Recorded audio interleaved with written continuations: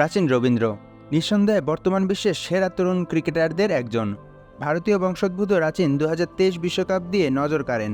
যদিও নিউজিল্যান্ডের এই ক্রিকেটার এবারে ইন্ডিয়ান প্রিমিয়ার লিগে নিজেকে ঠিকঠাক মেলে ধরতে পারেননি, তবে দলের বিপদে রয়্যাল চ্যালেঞ্জার্স বেঙ্গালুরুর বিপক্ষে নিজের সবটুকু উজাড় করে দিয়েছেন যেন।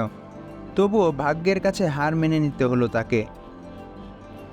এম চেন্নাস্বামী স্টেডিয়ামে বেঙ্গালুরুর বিপক্ষে গুরুত্বপূর্ণ ম্যাচে মাঠে নামে চেন্নাই সুপার কিংস।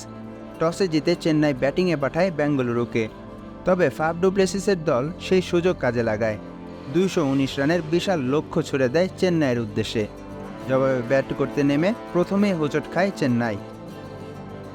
আর তারপর থেকেই রাচিনের আবির্ভাব ঘটে চেন্নাইয়ের ত্রাতা হিসেবে।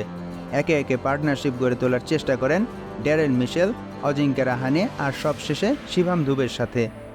রাচিন 37 বলে করেন 61 রান, 5টি 4 এবং 3টি ছক্কায় সাজানো ছিল তার এই ইনিংস,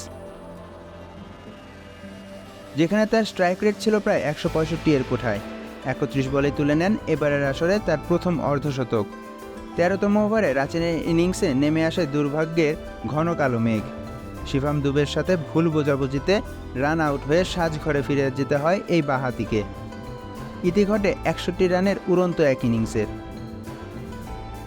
এবার আইপিএল স্মৃতিময় করতে পারেননি রাচিন। পুরো আসরে নিজেকে ঠিকঠাক মেলে না ধরতে পারলেও দলের বিপদে ঠিকই বিশেষ ভূমিকা রেখে গিয়েছেন এই তরুণ। ফ্র্যাঞ্চাইজি লিগে নিজের অস্তিত্বের প্রমাণই যেন দিয়ে গেলেন এই অলরাউন্ডার। ধারাবাহিকতায় একটু ধাক্কা লেগেছিল, কিন্তু আইপিএলে নিজের শেষ ম্যাচে যেন জানালেন তিনি নতুন লড়াইয়ের জন্য প্রস্তুত।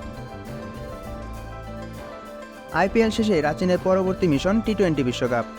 হয়তো বিশ্বকাপে দেখা মিলবে রাচিনের সেই ধারাবাহিক রূপের।